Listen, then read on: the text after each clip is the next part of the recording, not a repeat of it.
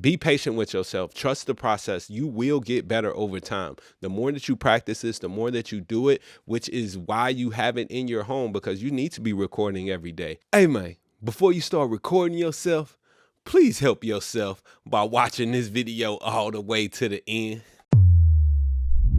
What's up, new engineer or artist, are you an engineer or artist? It don't even matter, because the lines are getting blurred nowadays between who's the engineer, who's the artist, who's the producer, who's even writing these songs. But it's all good, man. You got this new microphone. You got this newfound love for recording yourself. And so I'm here to help you get from crappy home recordings to great home recordings. And yes, it can be done. You don't need to go, you know what? Let me just get off into my first tip, man. If you want to get better home recordings, this is the video for you. Before you record yourself, make sure you watch all of these tips. My very first tip is to let y'all know that you do not need expensive equipment, okay? Yes, you can go out and spend thousands and thousands of dollars on microphones, thousands of dollars on interfaces. Think you need some big grand computer to run all of this, and then buy every plugin that you've ever seen advertised, and then shoot me a DM and say you don't know how to hook it all up. You don't know what to do with this plugin. You don't have a clue, okay? Let's just start with the basics. To get started, you really just need a good, solid microphone. I got some recommendations down below. I'll actually drop a video link to some affordable microphones right down below. You need a good, solid audio interface. Again, I've got recommendations down below. You don't need to go out and get the top of the top, what everybody else is talking about and what you've been marketed to. With about $500 to $1,000, right, you can have a really, really incredibly sounding home studio setup, all right? So keep that in mind. First thing first, you don't need to break the bank for this. You do need to invest in yourself if you want to make sure that you're getting high quality, but it doesn't have to be anything crazy. All right, the next tip is for y'all to please don't keep putting a microphone in the closet. Don't keep putting a microphone in that corner. I know it seemed like it'll make sense that if you put the microphone in this corner, it'll somehow sound better. But when you think about how microphones work, when you have a microphone too close to a corner, right?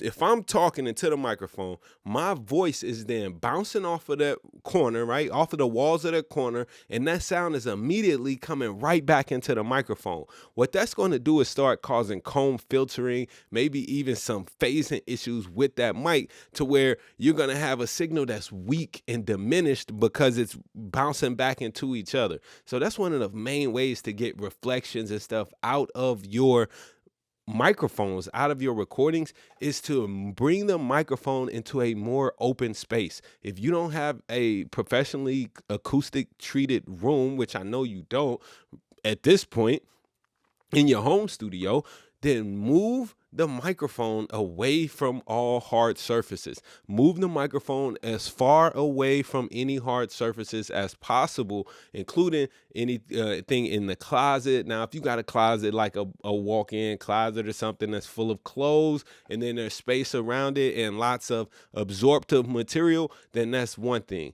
But get that mic out of that bare closet, get that mic out of that corner, because it's only going to increase the amount of reflections that you're getting into the mic. My next tip is that it's much better for you to record too quiet than to record too loudly. All right. Again, it's better to record too quiet than too loud. Back in my day, there used to be a rule of thumb to where you want to record as loud as possible without clipping.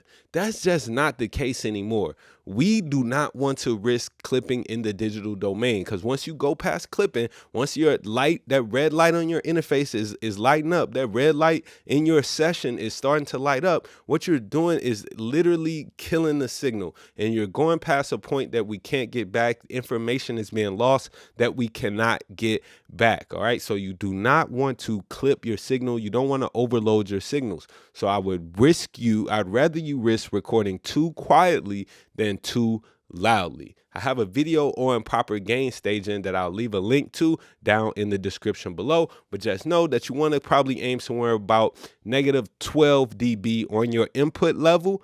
That'll give you about 12 dB of headroom for when you get more excited and then you won't risk hitting that 0 dB clipping point. Next tip is for all of those artists slash engineers, or archineer. For all my engineers out there, I want y'all to know that you are going to overwhelm yourself if you're trying to do too much. You're trying to record, you're trying to mix, you're trying to catch a vibe and figure out all of these new equipment all at the same time. Let's take some of that off of your plate by using a recording template. My specifically designed recording templates are made with effects on it that have the artist in mind, so that you can automatically, once you hit record enable on a track, have a sound that you can feel creative and comfortable with. You don't have to go around digging for plugins, setting up sends and returns, and learning all of these mixing techniques just to get your ideas out. Go to wavywayne.com to get a recording and mixing template that makes it as easy as hit the record button and you sound like you want to sound. All right. That's more than just a plug. That's really facts. That's the reason I created these templates, is to help people just like you in your situation.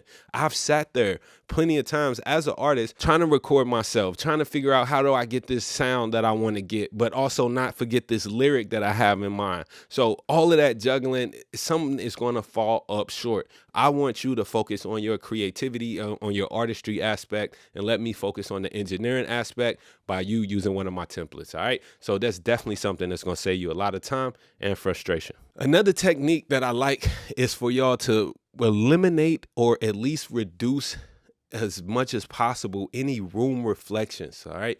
So we talked earlier about removing the microphone from walls and corners and getting away as far away from hard surfaces as possible. So bring that microphone in the middle of the room if you need to, right? But also, how about we start to reduce these room reflections? If we can clap in the room and you hear a bunch of echo and flutter echoes and reverb even, that is signals, that sound is going to ultimately come back and muddy up your recordings. So if you're trying to record a good, clean recording, you want to kind of isolate yourself from the room and the reflections. Some microphones have this kind of built in and do this really well, like the mic that I'm on right now. This is a Laudon Audio LS208. I also recommend a mic like the Shure SM7B that do that, but you can also use other equipment like a reflection shield or something like a Chaotica eyeball or some similar product that can go over the microphone to help reduce those room reflections. Now, if you don't have it in your budget to do all of that, you can also build a makeshift booth out of blankets and packing blankets and materials like that, to maybe you drape them over some door or something to actually soften up those hard surfaces. So the reflections are going to come from hard corners and hard surfaces. So as much as you can eliminate that in your recording space as possible, the better your recordings will sound. So that includes stuff like carpets, having drapes, maybe you in a bedroom instead of being in the basement, right? The basement is going to be super echoey. Let's move this recording room up to the bedroom where we have a bed and we have a carpet and we got a closet where we can open the closet door so that we're not getting the reflections bouncing off that door, but rather going in and hitting on the clothes, creating some more absorption for our recordings. All right. So that's another step for y'all. So you did all this work to remove those reflections. Don't ruin it all by intentionally creating reflections. Now, this one almost sounds like common sense, but you need to be using headphones while you are recording. Specifically, closed back headphones and isolated headphones are even better, like the Wavy One Studio headphones that isolate 33.4 dB of sound from escaping the headphones, so that music doesn't get into those recordings.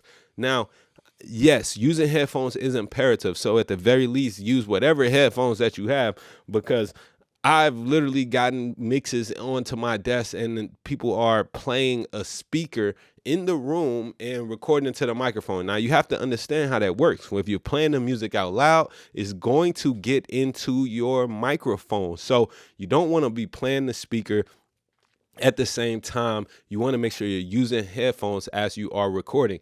Even if, let's say you're in your home studio, maybe you're not recording yourself. If you do not have complete isolation from where the recording room is, maybe they're in the closet with the door closed or in the next room with the door closed, if there's not complete isolation, you still need to be using headphones, both the engineer and the artist, to make sure that there's no bleed of the music going back into that microphone. All right. Now, I know you're spitting them hot bars and it's going to get hot in that booth, but you're going to need to turn the AC off, man. AC, the heat, the fan, close the windows, all of that, right? If air is moving, it's going to create sound. Unless you have a very nice duct system and you have a super quiet AC, but if your AC is making noise, you're going to want to turn it off for the time that you're recording. Now, I like to, if I'm in a situation like this, I'll turn it off. I'll turn it back on when I need to, turn it off, turn it back on. But you definitely do not want that air conditioner or that heat noise to get off into your recording. So, hey, suck it up real quick. It's going to get hot while you're spitting them hot bars, but please turn that AC off. My next tip is going to be patient with the process. All right.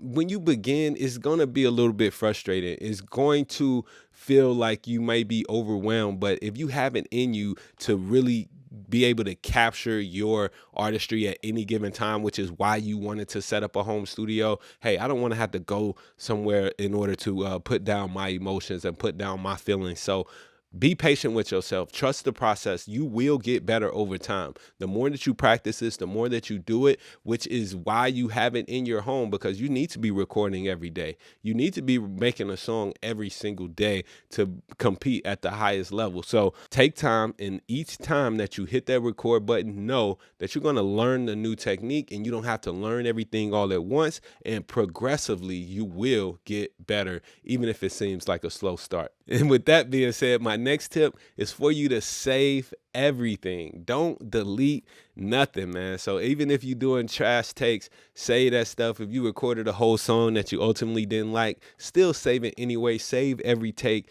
save everything that you record. You might find some value in it later. You might be able to come back with that thing later and revamp it. There might even just be some good ideas in there. So just get in the habit of saving everything, and you'll be a whole lot happier that you didn't delete something or have the remorse. Hard drives are not too expensive nowadays, so you can just save everything, archive it, and keep moving forward. And if you ever need it, it's better to have it and not need it than to need it and not have it. One more tip for y'all is simply going to be to remember to have fun. All right. Now, you putting a lot of pressure on yourself by pursuing your music career, recording yourself, maybe even mixing yourself, producing yourself, writing these songs, marketing yourself on social media. When you get behind that microphone and finally hit that record, remember to have fun, right? This is an expression, and the only way that you're going to make a good recording is if you open yourself up and feel free to express yourself. So let go of all these things, and that's why having a roadmap like this is so key, to where hey, as long as I'm doing these things right, then I can relax into my expression, which is what you want to do. All right. If you need further guidance and further mentorship, the Wavy Skills Elite offers that. It offers a place where you can get your mixes critiques, where you can learn recording techniques specific to your situation, and also network with a community of audio engineers who are going through and have been through and have overcome the same situations that you are in right now. So we are all leaning on each other, and we waiting on you to come join the Wavy Skills Elite. Shoot me a text ELITE to 314-400-2880 to join the community right now. Wavy Skills Elite, stand up. I'm Wavy Wayne from WavyWayne.com. Y'all be dope.